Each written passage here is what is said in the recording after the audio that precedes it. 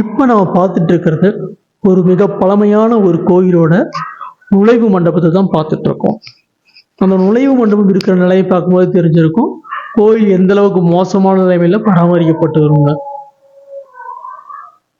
1000 வருட பழமையான இந்த கோயில் திருப்பத்தூர் மாவட்டம் கந்தளிக்கு அருகில் உள்ள நரியநேரி அப்படின்ற பகுதியிலிருந்து சந்திராபுரம் செல்லும் சாலையில் அமைஞ்சிருக்கு. இதோட லொகேஷன் டிஸ்கிரிப்ஷன்ல கொடுத்துருக்கேன். அது மட்டும் அல்லாமல் இந்த பகுதியில் வந்து சுற்றி வந்து நிறைய கோயில்கள் இருக்கிறதையும் பார்க்க முடியுது. பார்க்குறமே அது ஒரு சிவாலயம். இந்த ஆலயம் தான் இந்த வரலாற்று சிறப்புமிக்க ஜீரகவேஸ்வரர் ஆலயம்.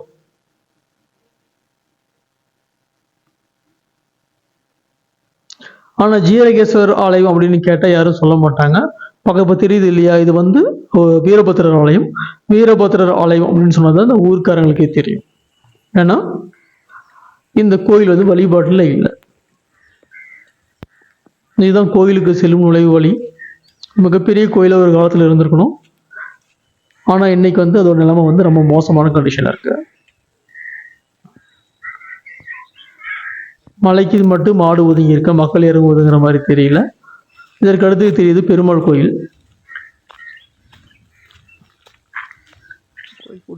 இந்த பெருமாள் கோயிலோட முன்னாடி பார்த்தீங்கன்னா உருளை வடிவ தூண்கள் இருக்கிறத, கல் தூண்கள் இருக்கிறத பார்க்க முடியுது.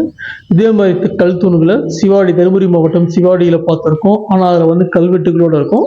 இதில் கல்வெட்டுகள் எதுவும் இல்லாமல் பிளைனாக தான் இருக்கு. பக்கத்திலே பார்த்தீங்கன்னா அந்த கோயிலோட இடிபாடுகள் இருக்கிறதையும் பார்க்க முடியுது. அதுக்கடுத்து பார்க்கறது ஒரு சிவாலயம். இதுவும் பழமையான ஆலயமாக தான் இருக்கணும். ஆனால் வந்து கோயிலில் வந்து மூடி வச்சிருந்ததுனால நான் போன இடத்துல கோயிலில் போய் பார்க்க முடியும், கடவுளை வந்து பார்க்க முடியல.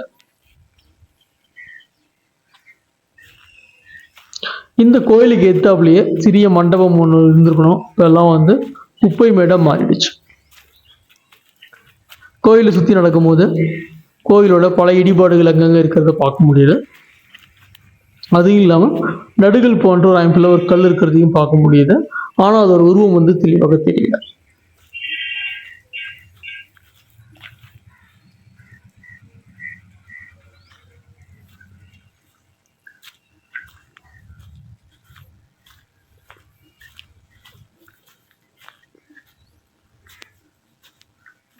இது எல்லாமே கோயிலோட பல இடிபாடுகள். சிறிய ஒரு கிணறு போன்ற அமைப்பு இருக்கு. அது குப்பை மேடா பயன்படுத்தி இருக்காங்க. குப்பை தொட்டி போலதான் போயிருக்கு.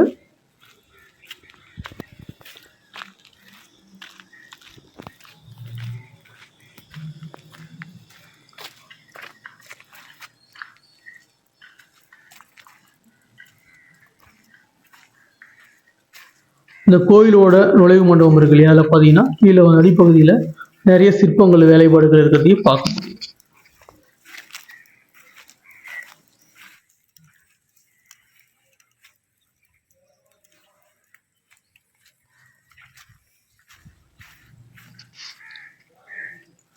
இப்போ பார்க்கக்கூடிய கட்டிடம் வந்தாங்க ஜீரகேஸ்வரர் ஆலயம். இது வந்து 1000 ஆண்டுகளுக்கு பழமையானது. இன்னைக்கு இந்த ஆலயத்தோட நந்தி மட்டும்தான் இருக்காரு. ஆலயத்தில் நந்தி மட்டும்தான் இருக்காரு. சரி, இறைவன் தரிசனம் கிடைக்குமா, எதனால் இந்த கோயில் பாழடைஞ்சிருக்குன்னு பார்க்கும்போது இந்த கோயிலில் வந்து சிலை திருடர்கள் 100 வருஷத்துக்கு முன்னாடி சிலைகளை திருடிட்டு போயிட்டாங்க. அதெல்லாம் மூலவர் இல்லாமல் வெறும் கட்டிடம் மட்டும்தான் இருக்கு. அதனால மூலவர் இல்லாதனால மக்களுமே வழிபாடை கைவிட்டதுனால தான் இந்த கோயில் வந்து பாழடைஞ்ச நிலைமையில இந்த மாதிரி அமைஞ்சிருக்கு.